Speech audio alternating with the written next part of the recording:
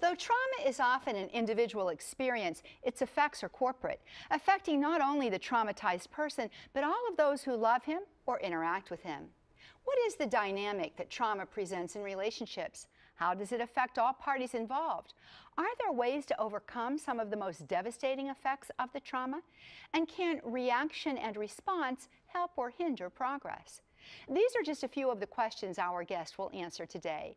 Let's welcome Margaret Vasquez, a mental health counselor and a certified traumatologist. Margaret, welcome back to Women of Grace. Thank you, Tom. You know, this has been, I think, such an important series of programs because indeed, as we talked about in the very first program, trauma is epidemic today. Everybody's experienced something. And when that person is in relationship with others, there's a dynamic there that cannot be denied. Let's talk about what happens when a traumatized person enters into a relationship with someone else, whether it be a man or a woman, depending upon who they are, or even in a job situation. Sure. Well, a lot of times, unfortunately, traumas come to us by way of other people, which can oftentimes make other people be a trigger for us, for the traumatized person. And when that traumatized person finds themselves in a relationship, even just with, like you were saying, with relatives, friends, coworkers, whatever the case may be, in a significant relationship with a spouse, then oftentimes what happens, if the other person is traumatized as well, or whether it be capital T trauma or little t trauma, there's a setup for turmoil that happens when those traumas haven't been processed yet. Yeah, I want to talk with you about the word trigger. When you use the word trigger, what does that mean?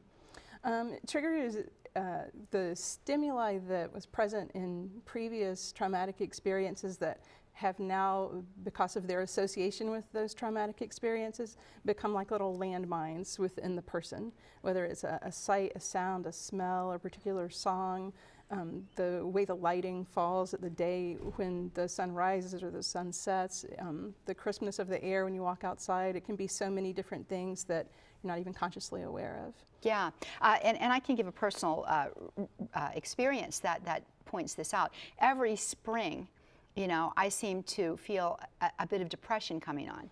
And I always have to take myself back and say, okay, so now what is going on? Why is it like this? Well, my son was killed in the spring. And so, you know, on a level that's not even conscious, something about that time of the year triggers this pervading sense of grief in me. Sure. So that's a trigger for me that I have to be aware of and, you know, kind of sense and know how to work around, you know, that landmine that exists within me.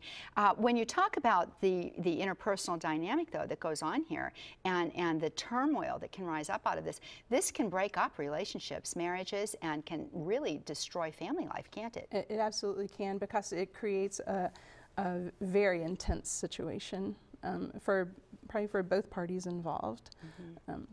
Just depending on the extreme of the trauma and the insight of the individuals. But it's a dynamic that, because of what trauma does, it kind of bypasses the person's ability to problem solve and reason out and logically assess. You know, you shared with us that the person who has not gone through trauma therapy often has this trauma all locked up in the right side of the brain, and that side of the brain experiences everything as the now. So when that stimuli comes at that person, then that's all made new again inside of that person. That's right. In a sense, it's kind of, you encounter stimuli, even if it's another person, and all of a sudden all bets are off and reason goes out the window, and you're back in that very fundamentally fearful place that you were in the trauma. Let me ask you this question.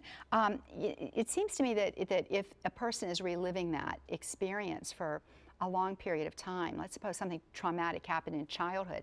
Now this person is, I don't know, 40, 50 years old, 30 even. They've lived this renewal, if you will, of the trauma time and time again in their lives. Does that even in some way more deeply encode the trauma into that person's psyche? It does. The neural pathways that that the stimuli that lead from the stimuli to the reaction become more and more ingrained. If people remember records instead of just MP3 players, the little groove gets worn more and more deeply. And so they naturally fly there when something reminds them of that event on a conscious or subconscious level. Well, you know, you talk with us a lot about the way in which we act out of these things. And we've got some graphics that help to illustrate this dynamic. And I'd like to put that first graphic up for you, friends, right now so that we can take a look at it. And Margaret, I'd like for you to walk us through this graphic that we're looking at and explain to us what we're seeing here and how this typifies a certain type of interaction between individuals if one of them at least, or maybe both of them, have been traumatized. Sure.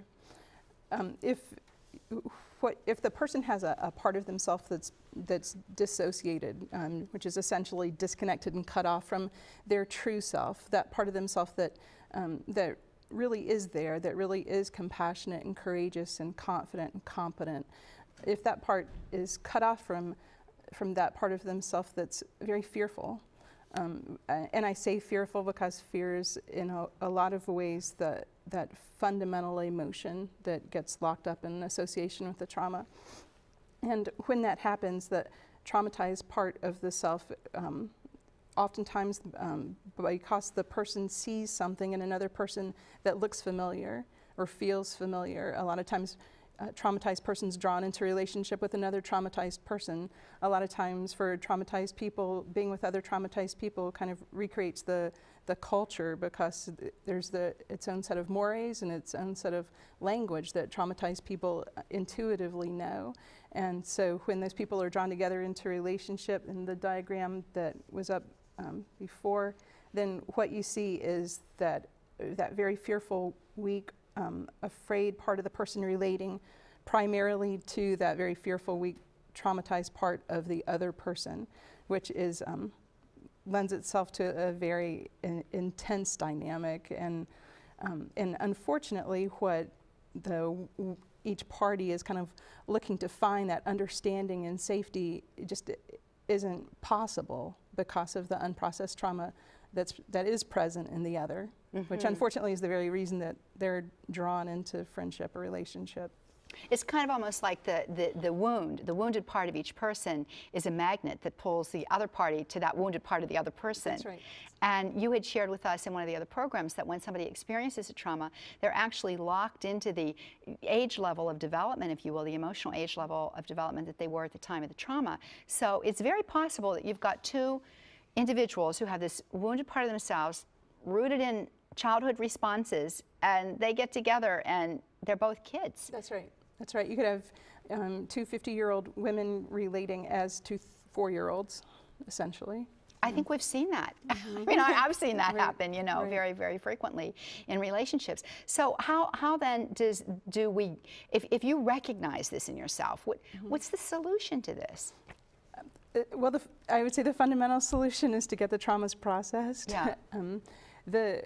What you can do in the short term is if you ever find yourself relating to someone who, like I had said before, the rule of thumb is if somebody looks like they're acting like they're not in their right mind, they're probably in their right brain. Yes. So rule of thumb is if they're looking like, whoa, this really looks like it has more to do with, this is an over-the-top reaction, then you can assume that it really probably has more to do with something from the past rather than just what's going on in the present-day situation. And the fundamental thing to do there is to provide a sense of safety as much as possible without coming across as patronizing or condescending. Just provide the person with a sense of safety. If I take like the example of pies you had used the other day, if I bring a blueberry pie and Aunt Sally freaks out because she made a blueberry pie also, then I just need to gently reassure her, not take offense to her disdain for my blueberry pie, just reassure her in whatever way of a sense of safety. I think it kind of goes back to the idea of fear as being that central emotion. We know from theology that perfect love casts out all fear, so we know that love and fear are antithetical. So when you can provide that sense of safety coming from a place of love, then fear by nature just fades away. That's excellent, and that's very, very helpful.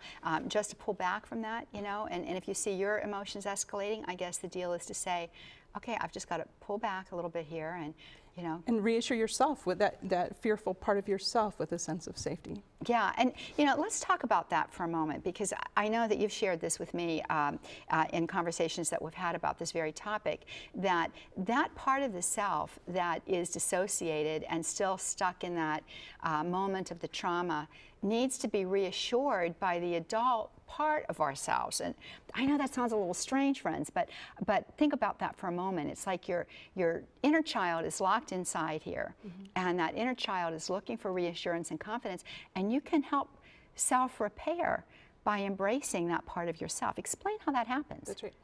Well, it does sound funny, but it's inherent in our everyday language. You know, part of me wants this for dinner, but part of me wants that. So we understand that we can have conflicting thoughts and feelings about any given event. A lot of times part of us feels like going to work and part of us doesn't. So we understand that we really can have two different thoughts or feelings. And what you do is just as much as you can put yourself in the mindset of that wise, compassionate, confident part of yourself. And to the fearful part, just relate through your thoughts of speaking truth, essentially, which drives out the darkness of the lies that are going and fueling that insecurity within. What are people going to think of me? What are they going to feel about me? That sort of thing. And that can be very, very helpful, and also kind of talk yourself off the ledge when you feel things that are moving up. You had shared with us in one of the other broadcasts that, you know, when we feel those emotions beginning to mount within us, that we can move into the left side of the brain if we're right-handed, and the right side of the brain if we're left-handed, the dominant side, right? The logical side, by getting into things that are bilateral. Right. You know, and also by doing, naming things that are around us. Essentially things that stimulate the five senses and get us to use sight and touch and sense of taste or perception of sound, those sort of things. That puts us back into the here and the now. And here and now, I've got to go to a break. But we're going to be right back with our guest, Margaret Vasquez, and Father Ed Sylvia is going to be joining us too. So stay with us. We'll be right back. You're watching Women of Grace. I'm delighted to be with you today. Father Ed Sylvia has joined us. As you know, Father Ed is our theological advisor, and he too is a mental health counselor. He's a Holy Cross Father, and he is also our chaplain. Hi, Father. Good morning. Isn't this a fascinating topic? It is. But you know, I'm so struck as we talk about wounds of the heart, and that's really what we're talking about when we talk about trauma. I think there's so much denial in our society about the not only prevalence of that, but unfortunately an ignorance toward all the provisions that God has made in a variety of ways, not the least of which, of course, is our life in Christ, the church, the sacraments, in order to be able to resolve that. But you first have to know you need healing in order to then seek it out. That's right. We've got a nation, a time, a people who are reactors instead of actors. And if only they could recognize that, wait a minute, that's not the way we're truly wired. That's not what will accomplish what God really means in terms of wanting us to know the happiness on this side of the veil. You know, as you're sharing there, Father, a quote is playing in my head right now, and I don't know who said this, maybe you do, somebody famous said this, but you know, most people live lives of quiet desperation. We're not made to live a life of quiet desperation. We're made to live the abundant life that Jesus Christ intends for us to live. And so, seeking the help that we need and being sensitive to those around us that are in a state of desperation, or people that we know are going through a very tough moment, is extremely important. And we bring these moments upon ourselves so very frequently by our actions. We are living in a day and age where we traumatize ourselves. And we've been talking, Margaret, about the trauma that's been inflicted upon us, but I'm thinking about the number of young people out there who have been sexually active for so long. And that's a trauma. That's right. And they're going to be dealing with that for a long, long time. And we encode that. Talk about encoding. We've encoded that into our society today by giving children the message that this is okay. And we're helping to traumatize them by the promiscuity that's going on. And who knows why they end up that way. But the point is that you are right. We live in a nation of wounded people. And when we're acting out of that wound, like we were talking about a moment ago, it's devastating for everybody involved. You can't have a relationship if you're disintegrated and you're trying to have a relationship with somebody else disintegrated. Integration is the only way, and that only comes through God's grace and mercy. Or you spend all your energies trying to hold the pieces together. Yes. Right. Because, you know, if you don't, only God knows. Well, you're gonna bust loose. And let's Exactly. talk about that before we go to the next graphic to show the other dynamics that exist in interpersonal relationships. It is very time-consuming and energy-sapping to try to hold yourself together when you're falling apart on the inside. Absolutely. And I always say in trainings, as frustrating as it can be to feel out of control of circumstances in our lives, or out of control of other people's reactions, and it's a whole different flavor of fearful to feel out of control of yourself, and it can undermine any given situation. It can send the house of cards that someone has created tumbling very quickly. Well, you know, and I think that that's another symptom, I think, of somebody that's traumatized, someone that is overly controlling, you know, who's trying to you know, dot every I, cross every T, a certain type of perfectionism, you know, and it comes out in numbers of ways. People that are, you know, overly consumed with cleanliness in the house to the point of being ridiculous about it, you know. Individuals who maybe are guarding their diet with an intensity that's, you know, kind of strange, or, you know, individuals who are trying to micromanage everybody else's lives. I mean, I know a few people like that, you know, Right. and those kinds of things indicate, I think, sometimes this sense of out of control here, so I got to make it happen there, Right. right? That's right. You know, we talked about now what happens when we've got two traumatized people that are